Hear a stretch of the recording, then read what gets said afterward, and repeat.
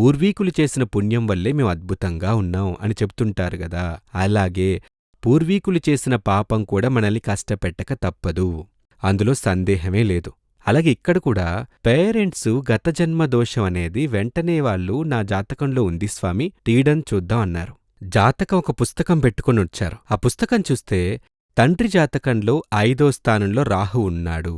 తల్లి జాతకంలో 5వ స్థానంలో శని దృష్టి ఉంది. అంటే చూడండి, తల్లిదండ్రుల జాతకం చూడ్డానికి ముందే నేను చెప్పానంటే ఇతని యొక్క తల్లిదండ్రుల జాతకంలో గత జన్మ పాపదోషం శక్తివంతంగా ఉంది. జాతకంలో సూర్యుడు, శని, రాహువులో ఏదో ఒకటి 5వ స్థానంలో ఉండొచ్చు లేదా దాని చూపు ఉండొచ్చు. 90% అది శని లేదా రాహువు కావచ్చు. నేనలా చెప్పటానికి కారణమేంటంటే సూర్యుడి కంటే శనికి, శని కంటే రాహుకి ఆ పాపదోషం అధికంగా ఉంటుంది. సూర్యుడికి 100 దోషం,